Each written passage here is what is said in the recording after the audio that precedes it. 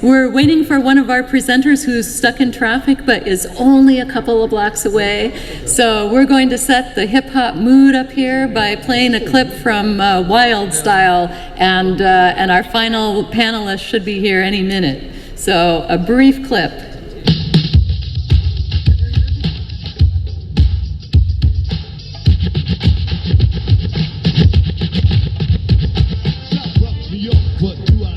Kids growing up in the community. New York, what do I see? Kids growing up in the community. Hey, Cats, look at those kids over there. Check them out. I hear you, Charlie, man. You know those kids now is the growers of tomorrow, man. They're the future. I hear that. I know where you're coming from. That's what I'm talking about, man. Streets are filthy, crime is high. People look suspicious when you walk by. No smiles and grins at the city of sins, and when it comes to violence, nobody wins. Man, look how dirty everything is. I hear that. Look at that. I hate this part of the thing, man. It's not like that everywhere, but I just hate to see it. Terrible. Look past the garbage, over the drains, under the roof with. Okay, that just gives a little taste of our presentation today, which is going to be absolutely fabulous. I'm going to go ahead and introduce the speakers, and then hopefully our final guest will be dashing in by the time I finish. So to my right here, I would like to introduce Ericka Blount Danois, who's an award-winning journalist, writer, and editor based here in Baltimore. She actually began her career as a stringer at the Philadelphia Tribune with a cover story on the king of Philly International Records, Kenny Gamble.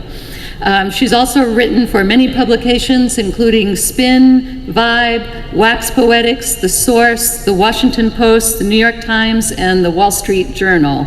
And during the course of her journalism, she's covered many, many important musicians, including the likes of The Roots, Damian Marley, Nas, Jay-Z, Quincy Jones, LL Cool J, Tupac, Earth, Wind and Fire, Run DMC, Horace Silver, De La Soul, and many more. She's also well known for her recent book, Love, Peace, and Soul, which was a behind-the-scenes look at Soul Train, which was published by Backbeat Books in 2013. And I'm pleased to say that she actually deposited all of the interviews that she conducted during the course of that book at the Archives of African American Music and Culture at Indiana University. Sitting next to her is Michael Gonzalez, who is also a music writer, journalist, and novelist. He was born and raised in New York, but now lives here in Baltimore, and he specializes in hip-hop music. He has also written extensively for The Village Voice and music magazines such as Wax Poetics, Vibe, Spin, Source, and XXL magazines. And he's also the co-author of the 1991 book, Bring the Noise, A Guide to Rap Music and Hip Hop Culture. He also writes for online publications including Mass Appeal and Complex. And our last special guest, who we expect to be walking in at any minute, was born in Washington, D.C. Kevin Cato Hammond is a musician, actor, playwright, and very well-known historian of go-go music culture. He's also a guitarist and has played and recorded with several go-go bands, including Pure Elegance, Little Benny and the Masters, and Proper Utensils, and most recently has served as co-music director of the Fatal Attraction Band. And though the late Chuck Brown might be considered the godfather of go-go music, Cato has been dubbed the godfather of go-go media. He started the online magazine Take Me Out to the Go-Go back in 1996. He's the owner and creator of Take Me Out to the Go-Go Inc., the executive producer of Take Me Out to the Go-Go Radio, and webmaster of TakeMeOutToTheGoGo.com. He's also the author of Take Me Out to the Go-Go, the autobiography of Cato Hammond. So, for the moment, I'm going to turn this over to Ericka to get us started out. Thank you, Brenda. Around the crime. Oh, was that me? Did I push that? My bad. I'm sorry. So, good afternoon. It's good to see everyone here. I'm Ericka, and I will be the moderator of this discussion where we're going to talk a little bit about 3 genres of music: go-go music, hip-hop, and Baltimore club music. And we're talking about those 3 genres because they all started at the same time, about in the early 70s. And they also have similar elements and they have differences. Like we saw in that clip in Wild Style, some of the elements of hip hop, like graffiti and emceeing and b-boying. And for us, I grew up in DC, so I went to many go-go's, and it's one of those things where you kind of have to experience it to really understand it. So I'm hoping that Cato, when he gets here, he can talk in depth about why that is. But we also had similar things in terms of style, like our fashion. We had the Madness shop, we had like Coca-Cola t-shirts, we had some graffiti elements as well, but more than that, it was a genre where musicianship was key. And Michael can talk about why, how hip hop was different in that way. So, in go-go, the kids were using anything to make music. So they were using, overturned boxes, they were using cowbells, they were using all kinds of different, hubcaps, whatever they could find at the time. And, it's a little bit of what hip hop was doing, where, hip hop, the kids beatbox with their mouths, et cetera, et cetera. So we're going to talk a little bit about all of the similarities and the differences. But first, I wanted to ask you, so do you think that radio helped to mainstream hip hop, club or go-go music? And if so, how? If not, what were the effects of radio play? Well, I grew up in New York, and when hip hop first started, it was mainly a word of mouth kind of thing, and people going from different clubs and going from park to park. It didn't really start getting on the radio until I guess when Teddy Ted and these guys, they had like an underground radio station. But the mainstream stations in New York, which was BLS and KISS, which were the quote unquote urban stations which played black music, they stayed as far away from hip hop as possible. Mm-hmm. Like they weren't really feeling hip hop in those early days. I guess they thought it was a novelty. People didn't really take it seriously. The bands were still strong, and so people played what they knew. And the program directors were usually kind of stuck in their old ways. I mean, it didn't really become a radio thing until like maybe 85, 86, when Red Alert and Marley Marl and these guys, who were basically sanctioned to Friday night and Saturday night shows that were on for 3 or 4 hours at a time, and that would be like your hip hop fill. Right. So I remember, like, if you go on YouTube now, you'll see people who have taped these old shows, who've collected these tapes over the years. I mean, I was one of those people that every Friday or Saturday, I would tape either Red Alert or Marley Marl, because it would be a whole week before these guys were back on the air. So, I mean, in that way, to me, that was when radio first started getting involved in hip hop, and it just kind of progressed from there.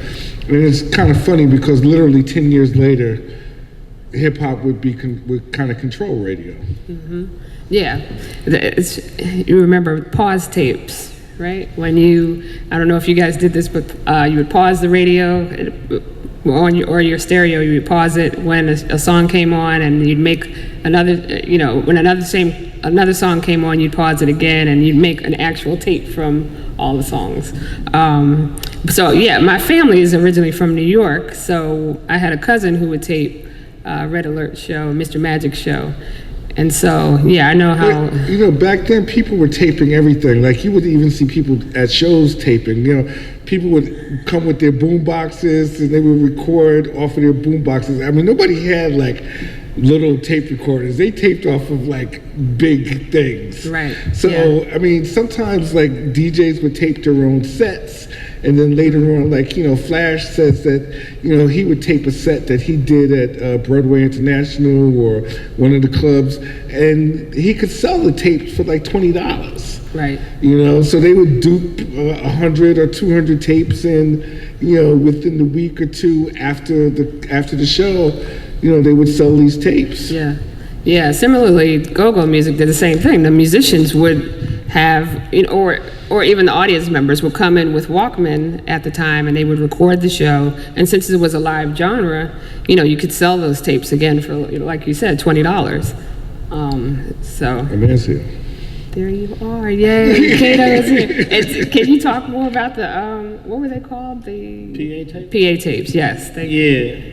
And this is Cato, thank you.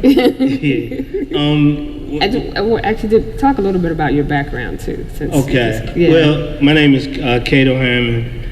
I grew up in the Washington, D.C. area. So therefore, I grew up on a music culture there called go-go music. That was created in the late 70s by the late Chuck Brown, who's a musician. And so it was a music culture that I grew up in. And as a musician and a guy who went to a school of the arts, I played in a few of the bands. Some of the most popular band that I played was one band called Lil Benny and the Masters. And another band was called Proper Utensils. But then later on, that was in the 90s when I played, late 80s to the 90s. And then in the 90s, I kind of, I guess, what my ex would say, kind of grew up and got married and had a family. So I stopped playing in the band, but this was also during the time in the 90s where, the internet was on the rise, basically around 95, 96. So I took my extra time and used my creative area in building a website and a magazine catering to the music I grew up in. Excuse me. Which was go-go music. So the website was called T-Mod Go-Go, based on a song by Ray Essence. And so I've been running that for the past 22 years, I guess it's been, since I started that, and I'm here today, basically. Okay. So yeah, I represent go-go music to the fullest. Okay. Yeah. Now, talk a little bit about the PA tapes and what they were and what PA tapes is funny because PA tapes was a whole big culture when it came to go-go music. And I heard Mike over here talking a little bit about people bringing their boombox. Well, that's how it started with the bands. And so if we talking late 70s, early 80s, when people would go see their bands, we used to bring our tape recorders in there to record the band playing. You know what I'm saying? And it got to the point where it got popular where people wanted, because each show was special, so people wanted copies of these tapes. And when the band started realizing it, they like, okay, we can just go ahead and give you a clear tape from the PA board. So you hook a tape deck to the PA board, and you got a clear tape as opposed to a tape from a boombox where you got the crowd and everything else, all the other noise in it. And those PA tapes are, to this day, are so popular and relevant in go-go. Probably one of the most popular things ever in go-go, because they were all based on dates. Because bands played so much, and they still continue to play. You have a band like, say for example, a band such as Ray Essence, who may play, and this is the norm, they may play 3 to 4 times a week at the same spots. They got a spot that they play on Thursday, Friday, Saturday, maybe Monday, at those same 4 spots. And each show is different, even though they may play the same songs. The thing about go-go is that when you playing, you may have a set list, but it's basically you improvise it because it's based on how the audience, the crowd reacts to it. So we may have a song, we know the song, but we're gonna play it based on how the lead rapper or lead conductor calls the song. He may call we're gonna vamp it, and it all depends on how the crowd receives it if we're gonna continue to play it. If the crowd don't receive it, we're gonna move to the next song. If they do receive it, we may play it for 20, 30 minutes long. So that lets you know that each individual show is different. So when somebody say, okay, what's your favorite rehearsal tape in history? Somebody may say, I want the Highland 8582. And that's how, it goes by. So somebody wants to say, I want the Junkyard Band from the Taj Mahal playing 9388 or something like that. So that's how, and people collect them. It's not like a record album. You can go to the record store and they make them. People really collect them, even more so today than they had before, because go-go, as any form of music, go-go has changed a whole lot. It's not as musical as it was, of course, in the 70s, where all music was much more musical.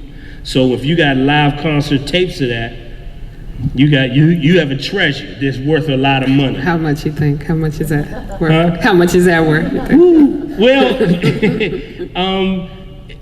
I could say basically, if you could take a tape, if you was strapped for money, I'm not gonna say a whole lot, but if you was strapped for money, you could take a popular tape and go out, and go-go's underground, so you go out on the street. So you can go out on the street, dub copies of this tape. It's almost like bootleg, but in a sense, it's not bootleg. Right. You can make copies of this tape and sell them for $10 and probably make enough to pay your rent. You know what I'm saying? Especially on more popular shows, people remember these shows. A lot of people have what you would consider a particular show that you were at. Now, if you right here, if you was at the show, and I'm talking to you, I'm putting you on display. I'm saying happy birthday. We're gonna play a birthday. What's your name? Nathan. We can say shout out going out to Nathan, right? We're gonna send a special dedication, y'all. We're gonna play this song for Nathan because it's his birthday. That's a special tape to you. So regardless of what, you're gonna say, I want that tape from Radisson on May 10th, 2018. Seriously. And that's basically how the PA tapes are. Okay. So tell me, both of you, both of these genres started at the same time. Right. And punk at the same time too. Yeah, punk, ADC. exactly. So, and it was a youth-led culture, right? Yeah. So why do you guys, both of you, think that it started at the same time? And they're mostly black males that are at the forefront of it.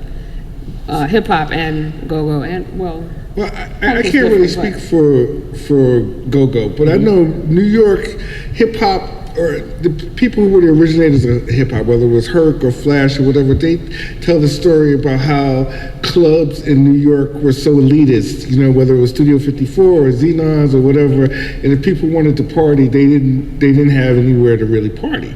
So these guys kind of, Kool Herc was the first one to bring the turntables out and actually do this party with turntable to turntable, and his friend Coca Rock, who was literally the first rapper, and basically he wasn't even rapping, he was just kind of talking over the microphone and making jokes or whatever. This is kind of what rapping became later on. So these guys, they just really wanted to have some place to party and some place to, because in the early days of hip hop, even though they try to say it's anti-disco, it came out of disco. A lot of these guys were playing disco records. I remember hearing the first DJ I heard was DJ Hollywood and Starsky, and these guys were rapping to disco records or Earth, Wind & Fire records or whatever. Those were the records that, because sometimes you could get the instrumental or play a little bit of the whatever. When we were talking the other day, the one thing that I found interesting at New York versus DC was the fact that in New York, the hip hop was, taking music from other music, literally. Taking turntables and using your parents' records. Whereas in DC, people were literally playing instruments. Now, I don't know if this was because, when I was coming up, I don't remember there being any music programs in schools in the 70s in New York. Right. So a lot of kids didn't really know how to play instruments anymore. And you have to understand too, we had apartments, so it wasn't like a lot of space for people to practice with a band, I mean, the one thing with Cato was saying that, everybody in the band, there was usually one person who had a tolerant mother who let the kids come. But when you have like a little apartment or maybe living in the projects, there's no space for a band there, Right. So people started with the turntables and, literally, like what you said, taking what they had, so, their fathers and mothers, they didn't have an extra bass in the closet. There was no guitars in the closet. There was no drum kits. They literally took the records and, that's the birth. Okay. What was that? They're piggybacking off of Michael. Actually, it's funny because go-go kind of birthed being in competition, not with hip-hop, but with DJs. Okay. Okay, and what I mean by that is that, and as he mentioned, I come up in the area where music was prevalent. Bands were everywhere. It was unheard of. You in the neighborhood and there's no band from your neighborhood. And the majority of the people who played in these bands were people who played in the school bands because the school offered music. And when the schools offered music, because you had people in marching bands of the school or whatever, the chorus and all that. So we got to keep the instruments and take them home. So if we can take the instruments home, we're gonna form a band with our little friends at home. So that's kind of how that was. Coincide with the DJs in New York, they did what they did with the records. We had the instruments. Now, how go-go, now that was just bands in general. DC has always been a live music place, all the way back to Duke Ellington. So now we got the club scene. And the club scene, it got to the point, this is how go-go was really honestly created. It was a competition between with the DJs because it got to the point where the DJs started getting the work. And they were getting the work because a DJ can play, right? A DJ can play his records and you're on the dance floor and he can keep you on the dance floor. He just mixing the next record. You know what I'm saying? Normally when a band would play, we'd play a song, we finish that song, say, thank you very much. Okay, the next song we're gonna play is this. Right? What Chuck Brown did is he decided, wait a minute, the object is to keep people on the dance floor. How do I keep people on the dance floor? Okay, when we finish a song, we're gonna immediately go into the beat to the next song. So that little immediate, so it may take something like 2-3 minutes of interviews between songs. So we finish this song, we just gonna immediately go into the beat of the next song. I'm gonna talk to the crowd the same way a DJ talks to a crowd when he's DJing a record or MC. Put your hands in the air and all that other kind, it's waving like you just don't care or whatever. So I'm doing that while the beat playing and the band vamps into the song. And then what happened over the years as go-go progressed, the crowd started liking those interviews. I mean, the interludes between songs started being 2 minutes, 5 minutes, 10 minutes, 20 minutes. You got 20 minutes of percussion and conversations going on back and forth with the crowd. And the crowd started liking that aspect of it more so than the music. You know what I'm saying? So that's why bands learn. So it basically kind of grew the same way under the same circumstances. But like Michael said, a lot of these bands, the parents were the managers. Or one of our moms was like, okay, y'all can practice in this house if the house had a basement, and we making all that noise, and we'll tolerate that noise. But then if y'all gonna take it seriously, I'm gonna help y'all. And that's kind of how a lot of bands grew, It's kind of interesting too because I remember talking to people like Flash and Hollywood and these guys who, when they started going out on tours with bands, whether they were DC bands or Earth, Wind & Fire or whatever, there was still animosity between the DJs and the bands. And, Flash would tell me stories about how people would try to sabotage his turntables sometimes or unplug them or something like that. It was because they were, I guess, a little bit afraid that these guys who, in their eyes didn't have any musical talent was taking over. And it kind of became like a little battle between them. You remember the Budweiser Fest and stuff like that. They would have all these different bands, and then when Run DMC or whoever started coming on the tours with these guys, they're looking at them like, you guys don't even play instruments. You're just playing records. Yeah. They didn't really get it. Right. And Go-Go, exactly. And Go-Go, what Go-Go is doing, when I said the lead conductor or the lead rapper, what he is doing conducting the band, he's DJing. He's doing exactly what a DJ does, but he's doing it with the band. So if he wants a particular part play, you just play this, you just vamp this for a while. So, he's doing what the DJ's doing because they are great at doing it. And DJ, just like what was that thing that came on Netflix? Oh, the hip hop thing? Yeah. I know what you're talking about. Yeah. The breaks? No, No, not the breaks. The get down. The get down. The get down. The get down. And then that part, it was, the guy who was supposed to be in Grandmaster class was explaining what the get down part was on that record. When you get to that get down part, we keep that beat going. That's the same thing with Go-Go. If we got a part that got you in the groove, we gonna keep it right there in the pocket. But we call it the pocket. We gonna keep it right there in the pocket, knock it in the socket or whatever. You know what I'm saying? Okay, so let me ask you both this. So you were saying how important it was for go-go to be underground, right? And to some extent hip hop too, right? So radio actually wasn't even necessary at some point, right? Well, I mean, I think radio, in the case of hip hop, was necessary. In the case of go-go, right, outside of DC. Because, as big as go-go was in DC, in New York, nobody knew what go-go was. Right.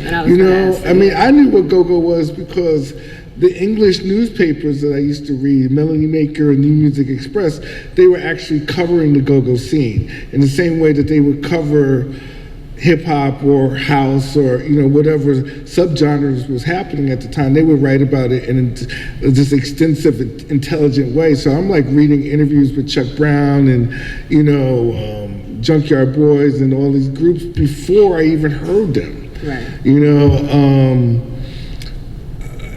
But radio did help hip-hop, because hip-hop was able to be contained. Right. They were actually able to make these 3-minute records. Like in the early days of hip-hop, it was kind of like go-go. People would just rap all night long, there wasn't any choruses, there wasn't any, and in the beginning, hip-hop was more of a DJ-oriented kind of music. People went to see the DJ. Like the rapper was kind of secondary in the beginning. And then later on, when the rapper became almost like the lead singer, right. That's when those records, after Rapper's Delight, it was a rap. People, they figured out how to do it and how to market it. And once radio did, loosen their guidelines a little bit, that was it. So do you think that was a blessing or a curse for hip hop? Like in terms of it becoming what it is it was a today? blessing because people were able to make money now, but in terms of artistic whatever, it was a curse, because everything becomes more corporate when it becomes more corporate. When the corporations get involved, when the record companies become, they're not making records out of their bedroom anymore. They're doing them for Sony, and they're doing them for the radio as opposed to doing them for their friends. So it becomes about how do we sell this, not is it good or whatever. It becomes just another commodity, I think. Not that that's always a bad thing, but it's a mixed blessing, I guess. Yeah. And Cato, talk about the Radio record and record industry for go-go. Right. Well, it was different. We didn't get much love from radio, and one of the Except for DC. Well, except for like local DC radio, like WOL, Kathy Houston had that thing going. We got very little, it's not as much as we wanted, you know what I'm saying? So go-go had to learn to be self-contained. We had to. The difference between go-go and hip-hop is that go-go, blocks away from where we played our go-go, where go-go was the Capitol and the White House. Blocks away from where hip-hop was doing were the record labels. So they kind of, in a sense, had the record labels in their neighborhoods or whatever, and go-go didn't. And so even the radio stations, the people who came down to be program directors and managers came, from different places, like from New York stations. You know how the stations kind of work. Mm-hmm. And so a lot of times they came and didn't really understand the go-go thing. Go-go is a bad thing, but go-go is an experience. You have to be there. Go-go and hip-hop merged. I'm gonna say it around, because one thing, New York didn't know about go-go, but the artists did whenever they came to DC.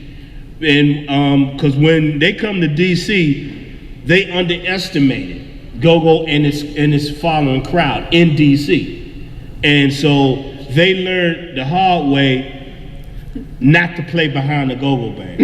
You know what I'm saying? They got booed? Well, no, it's just anything when you got it, even to this day, if you have a DJ playing music and you have a live band, the live band is always more energetic with any genre of music. Just even hip hop rappers now, when they come on TV or whatever, Snoop or LL, they got a band with them. Right. Because it's the liveness of the band. So that's kind of what it was. Who found that out was Curtis Blow. Curtis Blow came to DC. This was in very early 80s, and he had a gig with a band called EU, Experience Unlimited, right? Curtis Blow said, ain't no man, how no big artist want to play. I'm not playing in front of this such and such person. Curtis Blow found that out about EU, but he hooked up with EU because he said, oh my goodness, I'm digging this. And they made a record together that was called Party Time. You know what I'm saying? And in this song, he said, in the capital of a nation, there's a brand new sound sensation. So Curtis Blow was kind of introducing go-go to the New York crowd by telling, it's called the go-go scene or whatever, however the song go. And the song was called Party Time. Then EU did a couple of more stuff like with Grace Jones, Slave to the Rhythm, Salt and Pepper, because Herbie Lovebug definitely used go-go beats. They understood the beats of go-go. So Salt and Pepper's very first record, My Mic Sounds Nicer, to a go-go beat. A go-go band was assigned early on with Def Jam Records. That was Junkyard, Sardines, and Pork and Beans.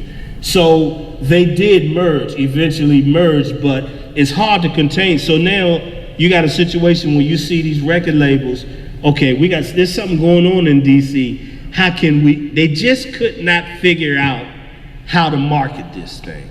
This thing is real special, and they tried groups like Trouble Funk, even Ray Essence, believe it or not, was once signed to Polygram. But the song that they were forced to play was an electro song, not not go-go. The biggest blow up for it was when, once again, Spike came to DC. He was doing something and he was promoting the movie She's Gotta Have It. And he saw the same band, EU, again, and said, I like this, I want y'all to work on my next movie called School Days, and the song was called The Butt. You know what I'm saying? So, you got tons of bands in DC, and maybe one band that was kind of making noise nationally.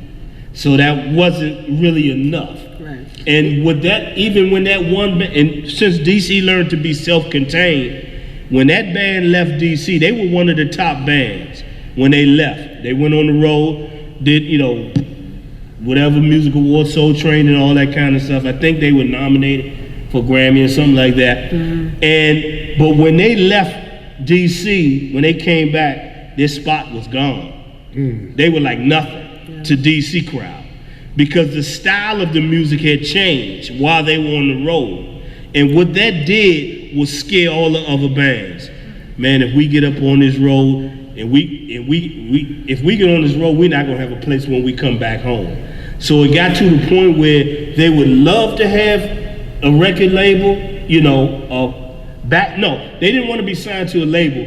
They just wanted to use what the label had, which was that distribution.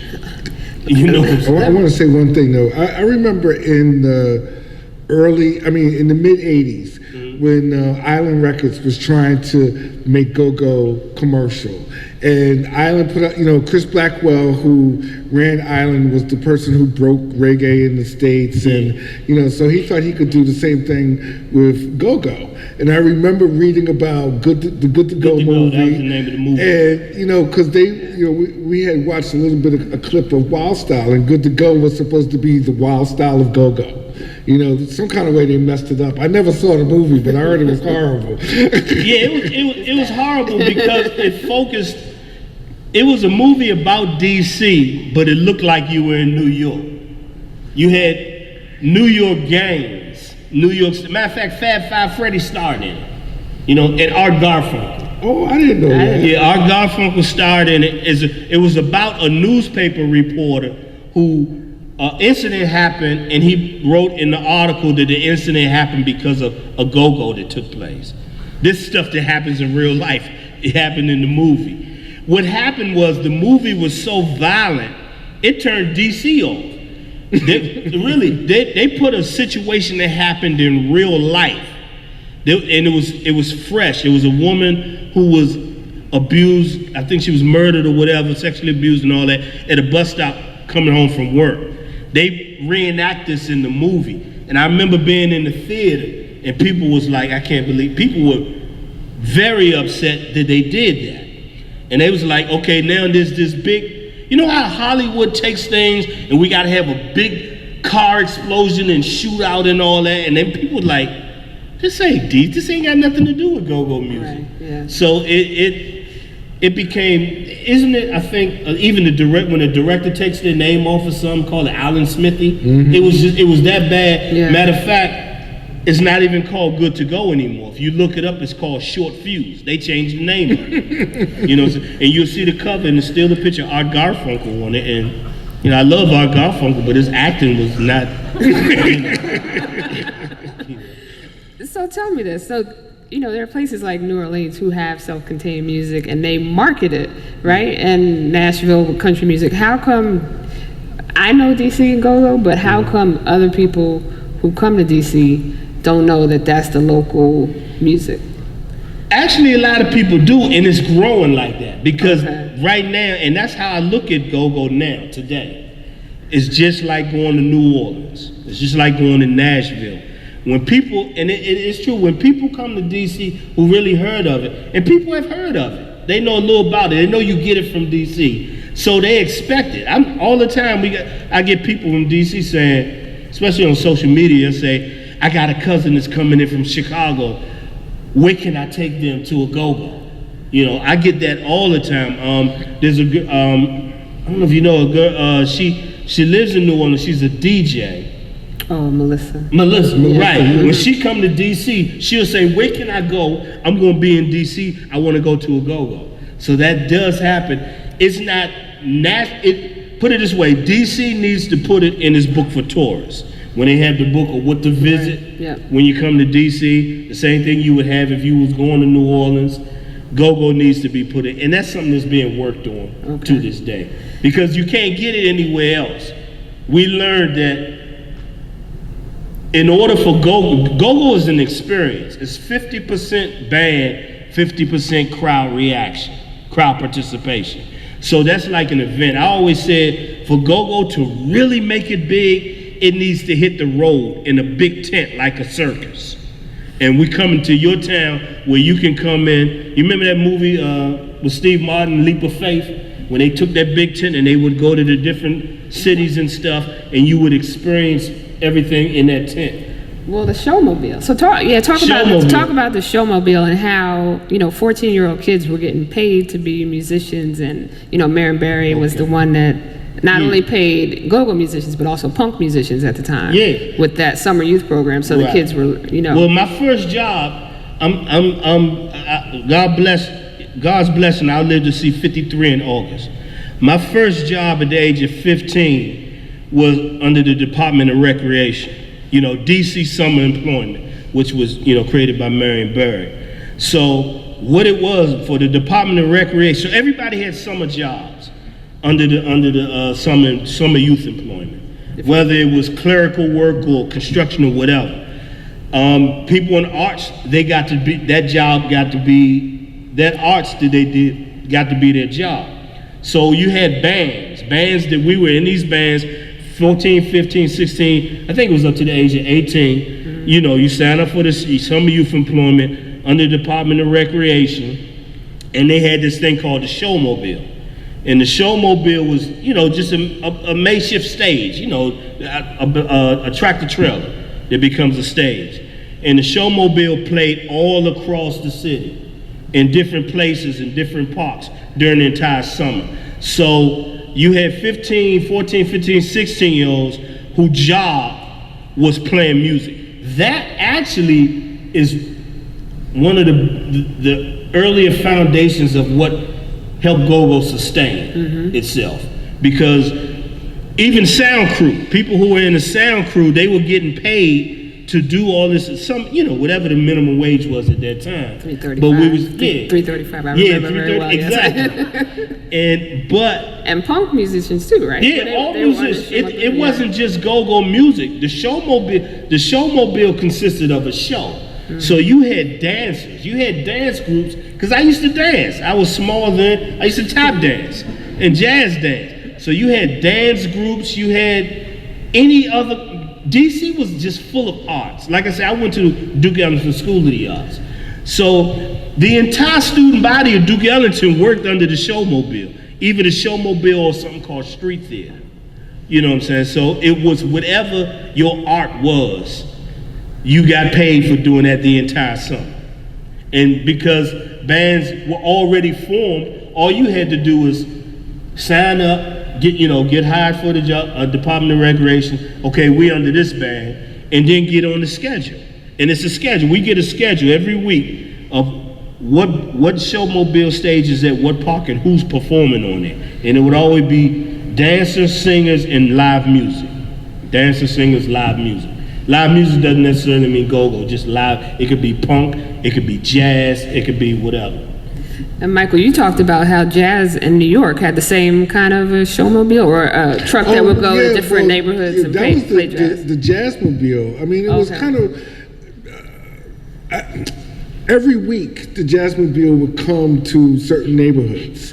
In our neighborhood, I think it was like every Tuesday in August or something like that.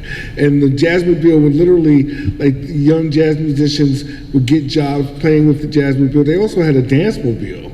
You know, I guess this is when cities had extra money. Or they valued arts at So, some point, right? so sometimes we would get, I didn't really know a lot about jazz back then. So, Max Roach and these guys, they didn't really, those would be the guys that would be playing. Wow. But, I didn't really understand it at the time. And with the Jazzmobile, it was the same way. You would get the Dance School of Harlem or Alvin Ailey and, these different cultural things that were going on in the city. Unfortunately, we never had a hip-hop-mobile, so, But, I guess it was kind of the same thing with the DJs just going around the park to park. Yeah, it was exactly the same as them DJs would just open up themselves in the park. It was the exact same. So they didn't get paid by the city. Right. That's key. Yeah.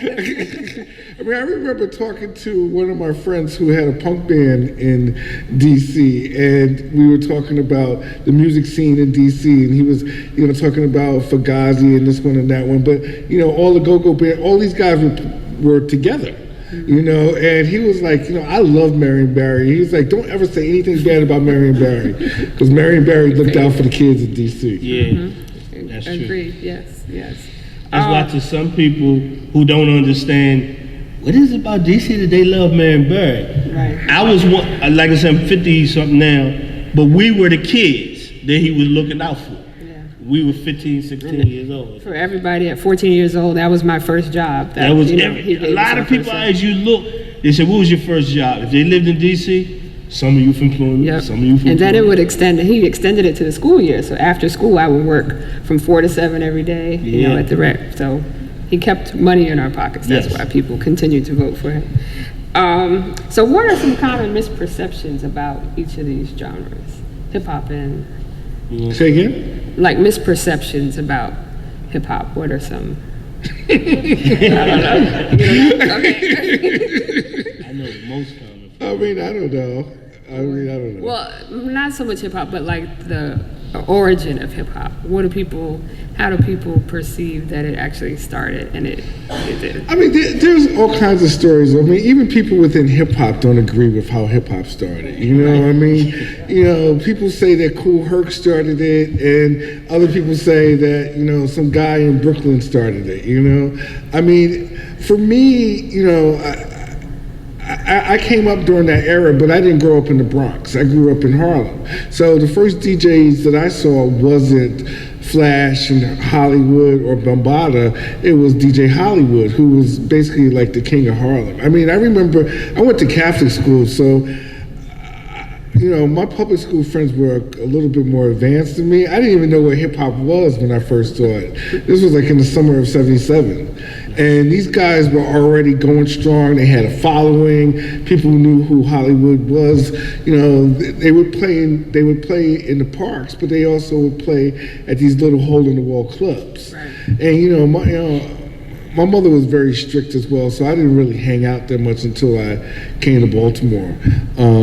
You know, so I never went to the Audubon, but the Audubon Ballroom, which is, you know, famous for where Malcolm X was assassinated, was one of the, you know, kind of the incubators for the early days of hip hop. So it would be like, you know, because any promoter could rent out a space. You know, so they would rent out the Audubon, or Russell Simmons was a promoter at the time. He would rent out rooms at at hotels. Mm-hmm. You know, so there was an uptown, downtown thing going on at the same time. I mean, when I really started going and listening to hip hop, because there was so much music at the time, I wasn't really into hip hop like that, you know, because I grew up on Motown and Philly International, and you know, so that was the music of my youth. So it took me a minute to get into hip hop. I didn't really start getting into hip hop until like maybe 83, 84, like when Run DMC and these guys started, you know. And by that time it had started, it literally traveled downtown. I mean, Fab Five Freddy was one of the people who was kind of instrumental in bringing the music into, you know, different, they would actually play in punk clubs in New York, you know, whether it was Danceteria or the Mud Club. And that was kind of, you know, at that time,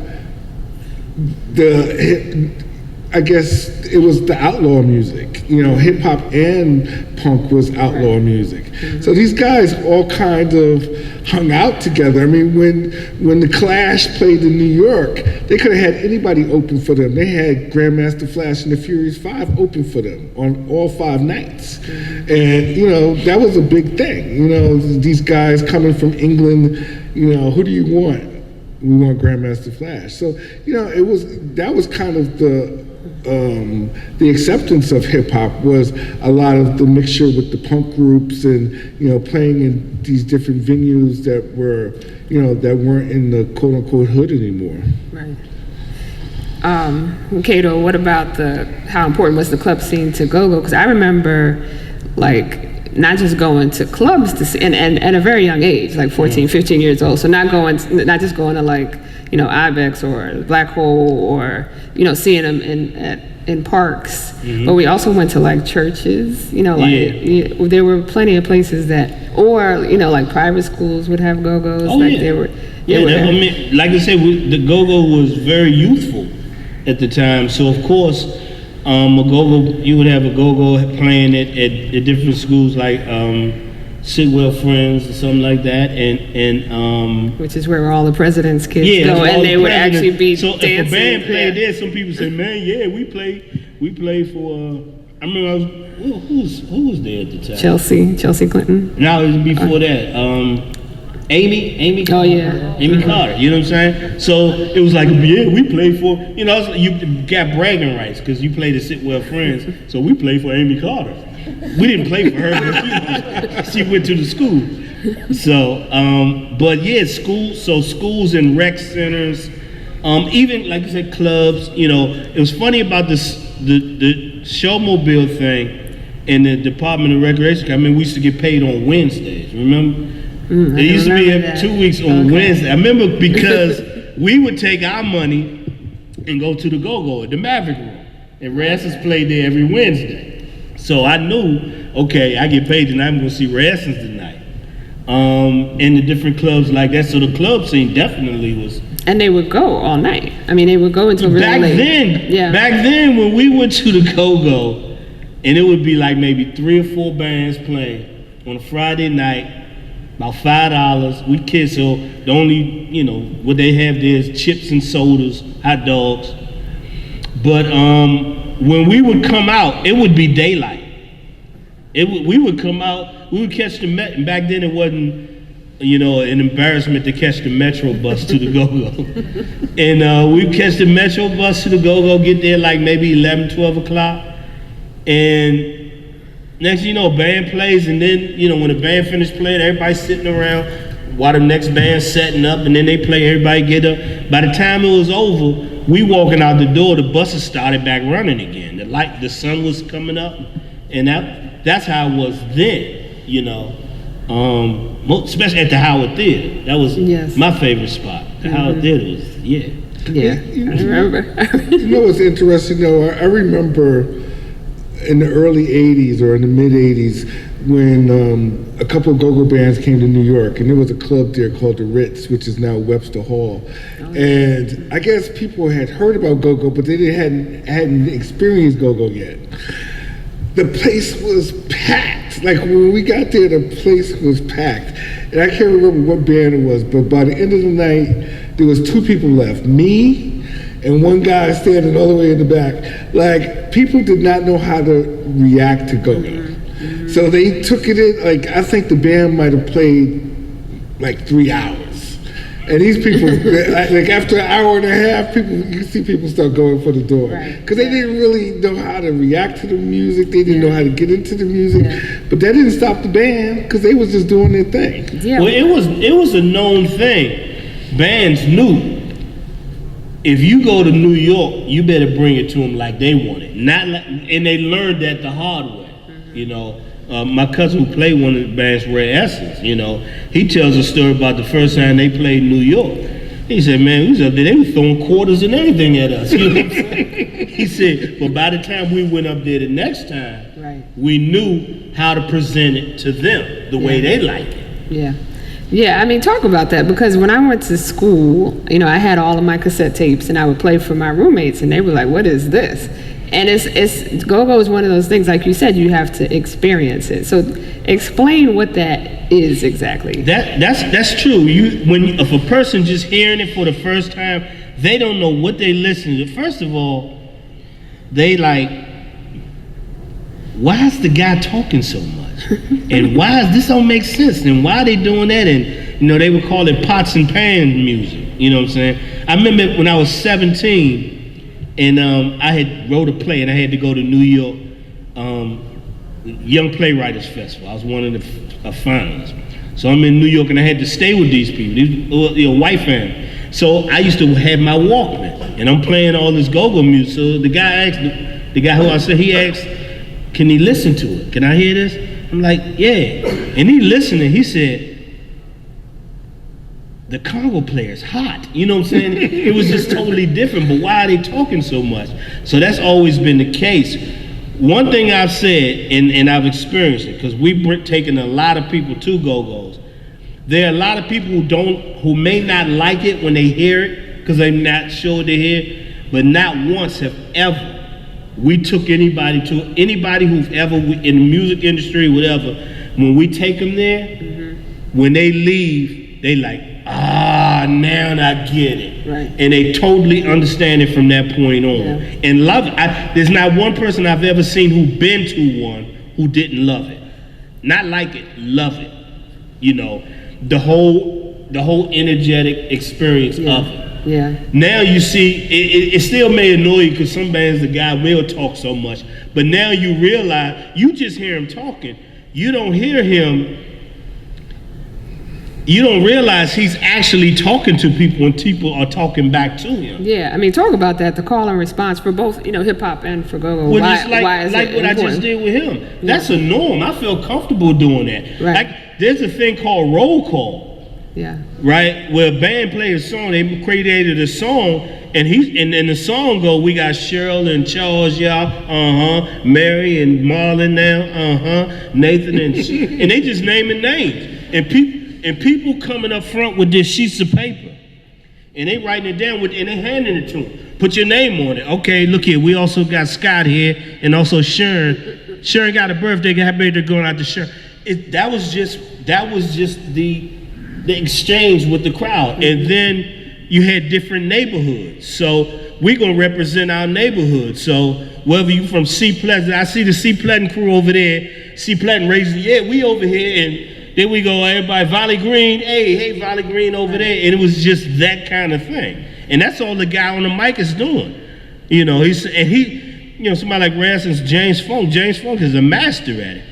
The bottom line was to learn to talk to these women. If you talk to these women, you ain't got to worry about nothing no more. Come on up here.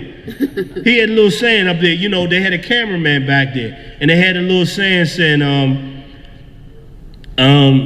up against the wall is the cameraman on the camera stand. Once y'all get y'all pictures took, bring them up front so I can see how you look. Stuff like that. You know what I'm saying? And people would go take their pictures and they bring it to them. Oh yeah, we got a picture. Look at that, Stephanie and her crew. I see they came to do the duel, whatever. He gonna throw some rhyme in it. And that's just the norm, And so the audience is as much a part of the band as the band is, and they're also exactly. The audience will yell. There's one of the I'm gonna say Rassens again. The conga player name was Jungle Boogie. They called him Jungle Boogie, right? And let's say we playing a song and we break it out of that song and we just in the beat. When we in the beat, that conga player playing loud. The crowd will yell, Jungle Boogie. And he'll say what? Jungle Boogie. What y'all say? You know what I'm saying? Jungle Boogie. And what they're saying is, give him a solo. Right. Do a Jungle Boogie. And they get it, and Jungle Boogie over there playing this little solo, whatever. The whole wind me up funk. If you play any little thing and you hear the crowd go, wind me up Chuck Brown. They're saying, wind me up Chuck. He said, say what? Wind me up Chuck. Do what? Why, whatever. You know what I'm saying? Or Chuck baby don't give a blank. And he said, yes, I do. Chuck baby don't give a blank. That's not true. You know what I'm saying? It's just, that's how go-go works. It's a back and forth conversation thing. Right. And the crowd will dictate, like I said earlier, how long we play a song.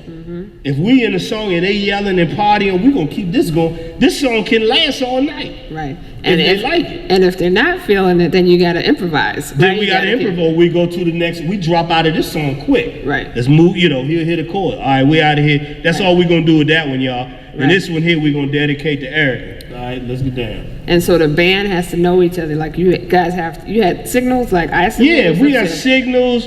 It's a feel. One thing about go-go is strict. That's why I say it's improvisation. It's strictly feel, and you feel it. You feel what you need. It's funny because now I don't play in the band anymore. I play the drums in my church, right? And that happened on a whim. That happened because they didn't have a drummer. We was playing somewhere with a couple of the choirs were singing. All the choirs had a drummer, and I said I play drums, which I really didn't. And they said, yeah, I said, yeah. And all I did was apply what I did all my life in go-go. I played the guitar in go-go. I played the drum, and all I did was keep it in the pocket. They think I'm one of the greatest drummers alive. They don't know the drummers I know. And the reason being, because I'm watching the music, the director of the choir. The whole time my eyes is on her. And whatever she called, if she, this mean take it to the bridge, this mean give me a verse, this mean take it to the top, whatever, and I'm watching that. And that's what go-go is. The bands are really watching each other. They hit, like if you hit a cue, if we vamping a song and you say, okay, we vamped this song a little bit, in your mind you say, okay, take it to the top. You may not have seen it. So I might tell Patrick we can ready to take it to the top. You know what I'm saying? Right. But it's that kind of communication that's going on. and talk too about a lot of the musicians some of them were classically trained. Some of them were former jazz musicians, like Ricky Wellman played for Miles, but they also knew how to improvise. So they had both. They knew how to play by the rules, but they also knew how to break those rules. Yeah. Right. Many musicians in go-go bands have played with, Michael Neal played the bass for Maxwell. Sugarfoot Ricky Wellman played the drums for Miles Davis. Cherie played the keyboards with Chic. My cousin Byron, he played with Arrested Development, El DeBarge. I mean, they're musicians who really gets work nationally, but also know the rules when they're playing in a go-go band. And the rules are totally different than any other group because of that. Okay. And now talk about call and response for hip hop too. What's the importance of the MC, especially in the beginning? It's kind of interesting because I think earlier when the Get Down was brought up, to me, I mean, a lot of people kind of dismissed the Get Down. I loved it, because I just thought that it was just, especially with some of the performance scenes, it was just very on point. With the DJs, there was a lot of, it was about the energy of the crowd, like with any DJ, even if in electronic dance music, if your crowd isn't into it, then you're not going to be into it, so the crowd kind of gives the energy to the DJ. But the thing that was interesting to me in hip hop, and I'm not sure if it was the same way in go-go, but was the competitions, was like when people would have these battles. Right. And like if somebody like Herc was battling Grandmaster Flash, I mean, how they measured who won or who was the best was by the crowd response, So a lot of the guys, the MCs or the rappers per se, they would, initiate the crowd and bring the crowd in, and it wasn't like the same kind of thing in terms of go-go, like in telling people happy birthday or whatever. But they, in the early days, they kind of did that because Coco Rock, who was the first MC, he said, when you said somebody's name, that would give them props in the neighborhood for for the month or whatever, So he said sometimes guys would even slip him a couple of dollars just so he could say their name on the mic. Now, whether or not there was a back and forth, I'm not really sure. But, later on when, of course, during the hotel, motel, whatever, when this was being done live, it became more of a crowd participation kind of thing. Okay. So last thing is, where do both of you see the genres going? So hip hop and go-go. I feel kind of bad. I don't really pay that much attention to what's going on in hip hop anymore. Yeah. I mean, I may listen to Kendrick Lamar or J. Cole, but I'm going to be 55 in June, so I kind of stopped listening to a lot of new hip hop. I mean, I listen to a lot of old hip hop, and I find myself, even for the sites that I write for, I write a lot of anniversary stories. So this is the 30th anniversary of the summer of '88. So I'll probably find myself writing about Public Enemy or EPMD or whatever. And I mean, to me, it's kind of interesting a lot of times I read interviews with young rappers, and I don't really feel like they know their history enough in the same way that the go-go people may know their history, or funk people know their history, or jazz people know their history.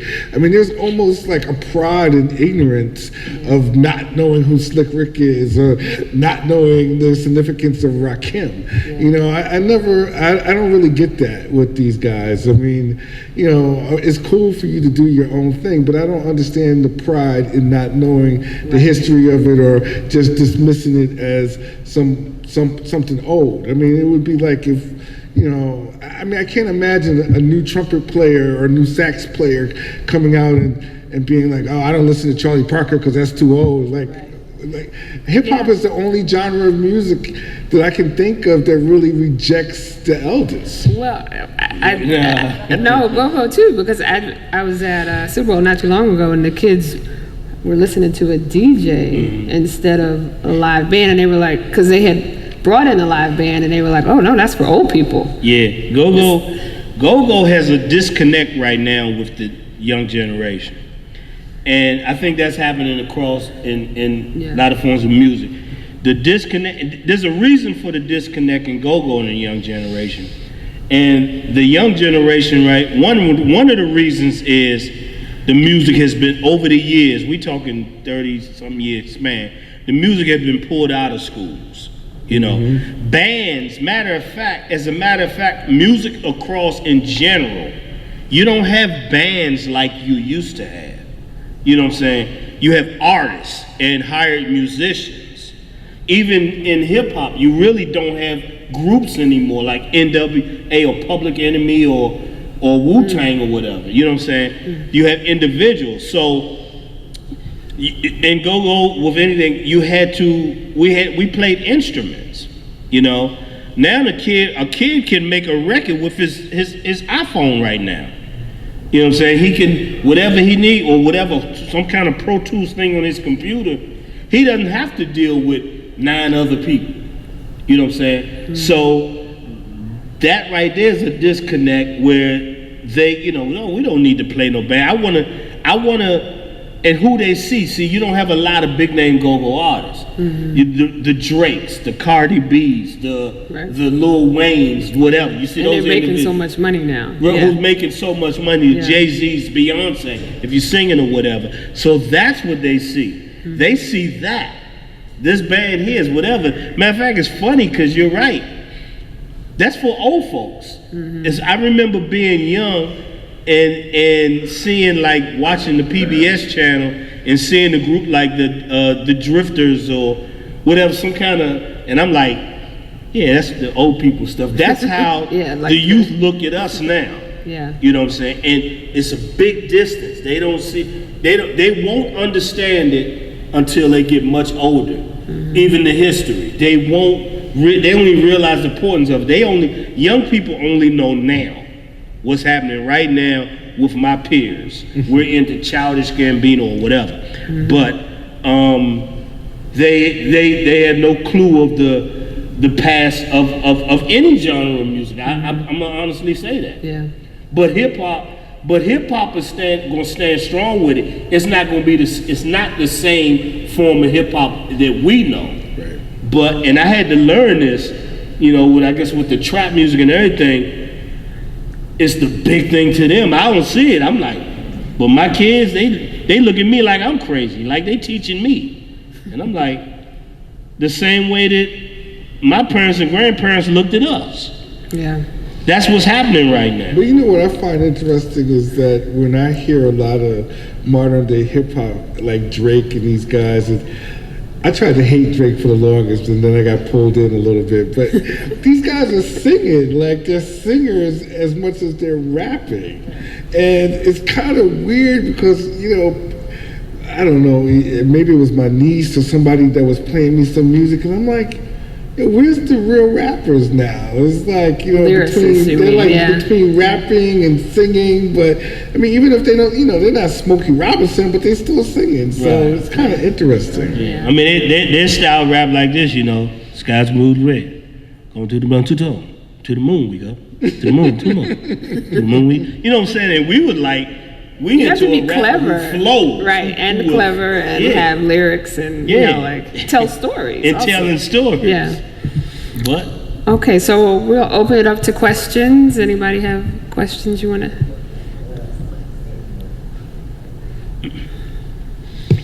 I was there back in the 70s, I guess, when hip hop was actually coming to folk festivals, because the kids from the Bronx would come up to the folk festival, which is New York, and it was hip hop. Okay, is there such a thing in? Well, it's 2 questions almost. In go-go, is there such a thing as gangsta go-go, gangsta go-go? And you haven't talked about women in the doing that type of music. Are they around? You said women? Yeah. Oh yeah. First question is I haven't heard, or the second question is I hadn't heard mention women that are into this, how that reacts to the audience. And the other one is the I guess gangster, I'm not in gangster rap. I don't understand it, the anti-abuse for women and all this. Language is okay, I don't have a problem with that, but it's the, you know, kill the cops and that sort of thing. Is that part of the same thing as the go-go? I think that was the culture of that time. Everything became gangster, which was a mentality that happened during the 90s. It hasn't gone away in hip hop. Right. Well, I don't know if It's morphed into something. It's morphed into something. Yeah. Yeah, it's morphed into something. But it was real prevalent when it was real prevalent. Even though it hadn't gone away from hip hop, it's not prevalent in hip hop anymore. You know, I mean, even Ice Cube today is making songs. Movies like "Are We There Yet?" Yeah. Right. You know, family movies. You know what I'm saying? But there was a time when it was prevalent, and whatever. That's the thing about go-go. Whatever is happening, whatever in any other kind of genre of music, especially hip hop, since that's probably the most visible, that would happen really in go-go. You know, you would have to, because that was the mentality at the time. Thug life. You know, Tupac was yelling thug life, Junkyard was yelling go hard. Keep it gangster. Well, Backyard had a song, Backyard band called Keep It Gangster. I'm gonna keep it gangster. You know, so they were having that gangster mentality. Yeah, it parallel. As far as the women, there's never been, well, wait a minute. No, there have been. No, I was gonna say there's never been a thing of degrading women Oh. in go-go. They're women artists. Usually a band would probably usually an average man band would have one female singer, which would always cause a problem. And the problem would be some guy in that band hook up with the female singer, now you got internal problems if they break up or have relationship issues.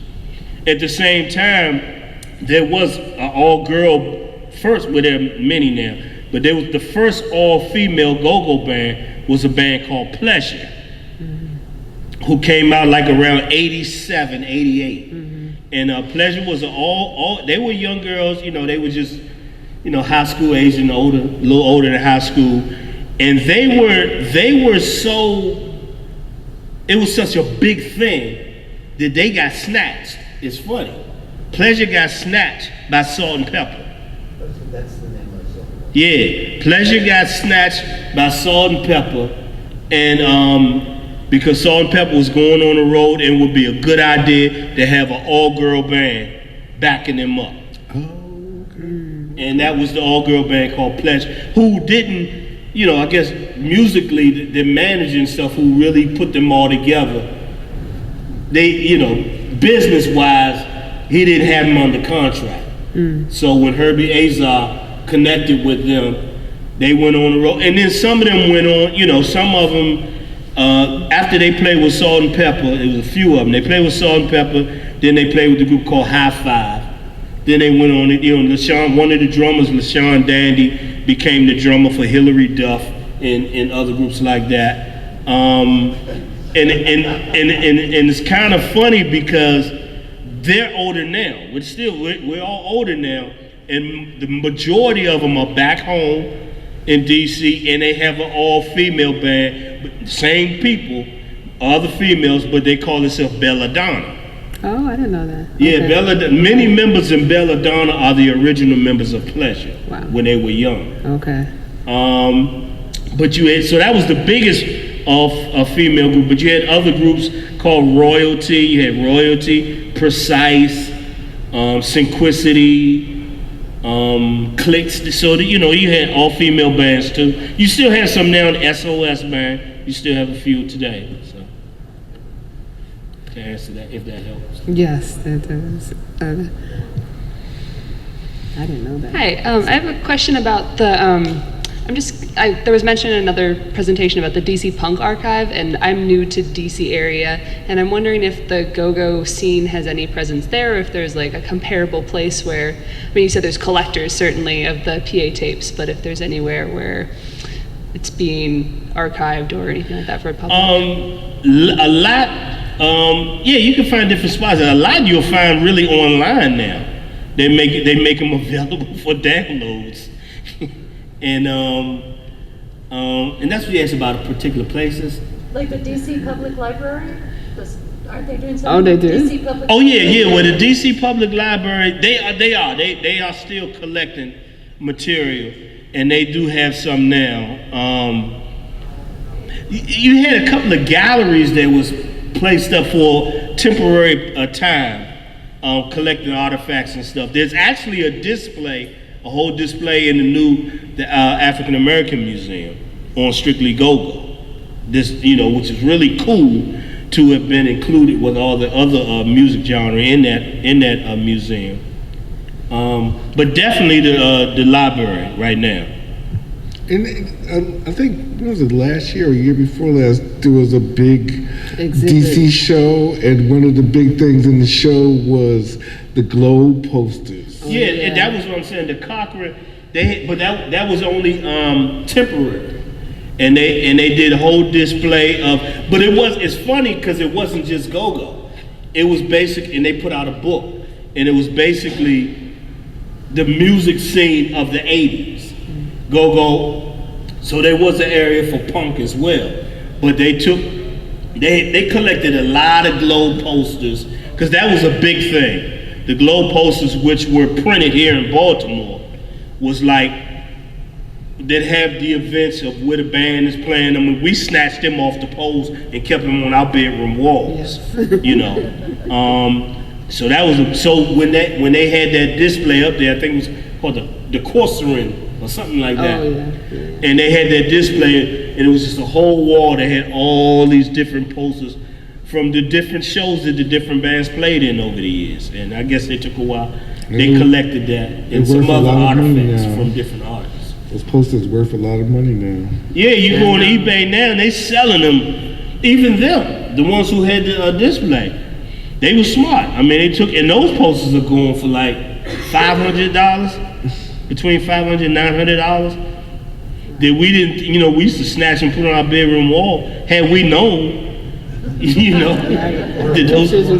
yeah. Okay. Any other questions?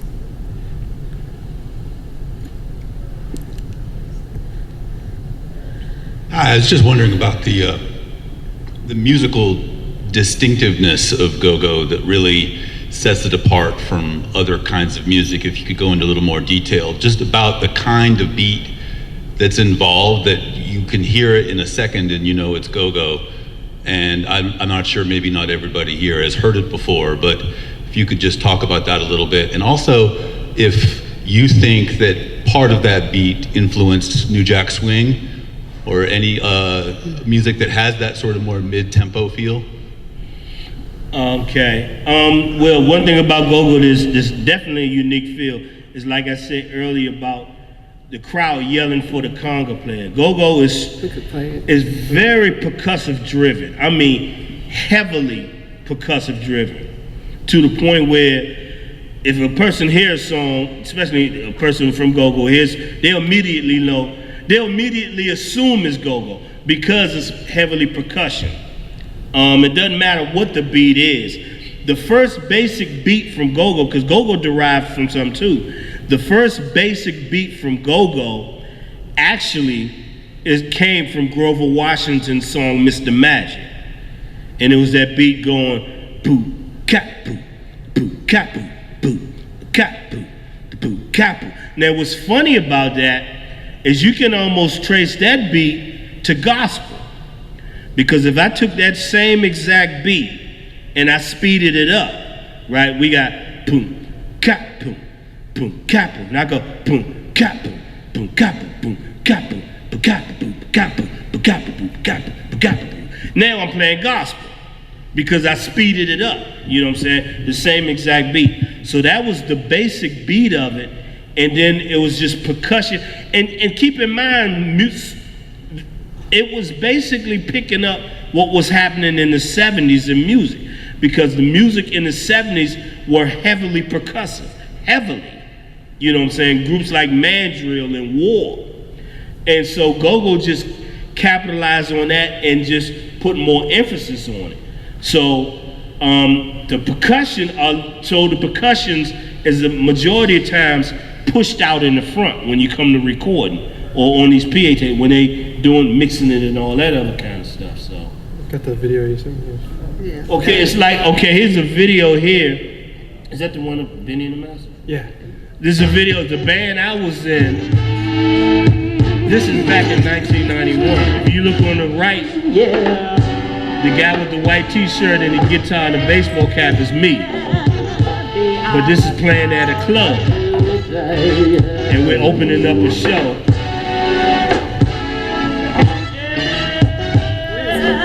This is at a Metro club called the Metro. This is back in 19. Now if you see the conga player, he's sneaking a drink. But that's Jungle Boogie. That's Jungle Boogie. And he getting ready to play because we getting ready to turn it over to you.